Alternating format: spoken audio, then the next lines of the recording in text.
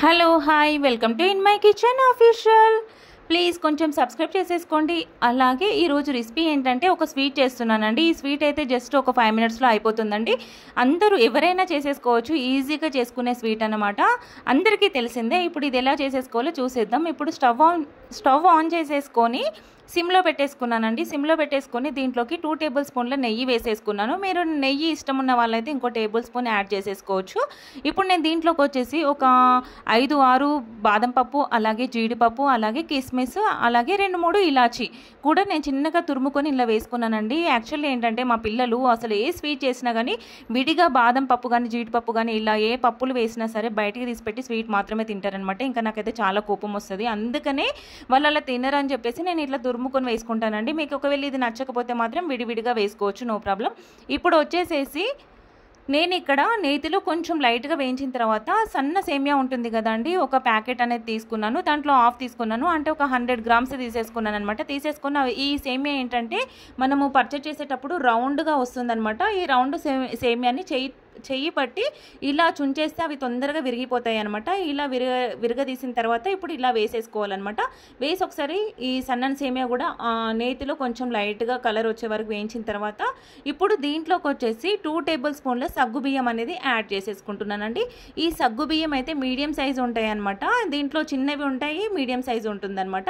వీటిని మాత్రం 2 టైమ్స్ మనం ఒకసారి కడిగేసేసి మూత పెట్టేసి పక్కన పెట్టేసుకోవాలి. దాంట్లో వాటర్ అయితే యాడ్ చేసుకోవద్దండి సగ్గుబియ్యంలో మాత్రం. వట్టి కడిగేసి మూత పెట్టేసేసుకొని ఒక 4 అవర్స్ అలా ఉంచితే అది మంచిగా నానిపోతాయి అనమాట. దానికి విడివిడిగా కూడా ఉంటాయి. మనం వాటర్లో వేసి పెడితే మాత్రం అదంతా అతుక్కపోయి పిండిలాగా అవుతుందనమాట. ఇది మాత్రం గుర్తుపెట్టుకోండి. అలా నానబెట్టిన సగ్గుబియ్యాన్ని 2 టేబుల్ స్పూన్ వేసేసి కొంచెం నేతిలో లైట్గా వేయించిన తర్వాత ఇప్పుడు నేను ఇక్కడ వచ్చేసేసి 300 మిల్క్ అనేది తీసుకున్నానండి.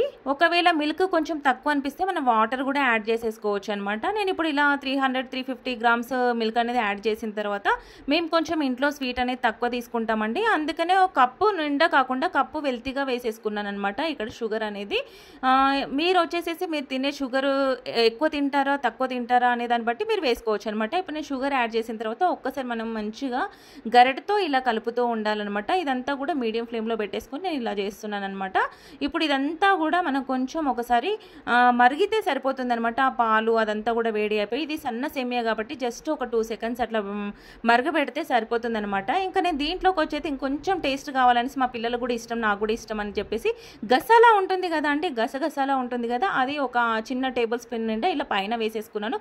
వావ్, ఈ టేస్ట్ మాత్రం అద్భుతం, ఆహా అనిపిస్తుంది అనమాట.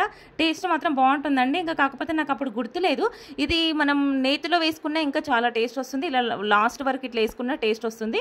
ఇది గసాలా వేసిన తర్వాత మరొక్కసారి కొంచెం మరిగిన తర్వాత ఇంకా మనం దించేసుకుంటే సరిపోతుందండి.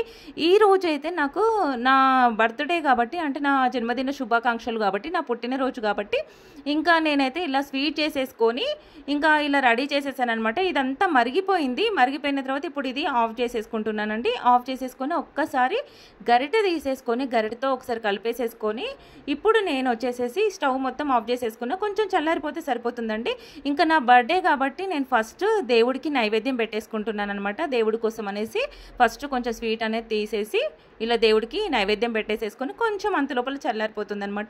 ఇప్పుడు నేను ఇలా సర్వ్ చేసేసుకున్నానండి. చూసారా, ఈ స్వీట్ మాత్రము చూడడానికి కాదండి, అసలు టేస్ట్ మాత్రం అద్భుతం, అమోఘం అని చెప్పుకోవచ్చు. చాలా బాగుంటుంది ఈ సన్న సేమియాతో స్వీట్ అయితేనైతే. మీరు కూడా ఒకసారి ట్రై చేయండి, మీకు కూడా నచ్చుతుంది, చాలా బాగుంటుంది.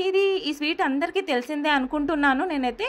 తెలియని వాళ్ళైతే ఇలా ట్రై చేయండి, చాలా బాగుంటుంది. ఇంకా మీరు ఏ విధంగా చేసుకుంటారో కూడా కామెంట్ చేయండి. అలాగే ఒక సబ్స్క్రైబ్ చేసేసుకోండి ప్లీజ్.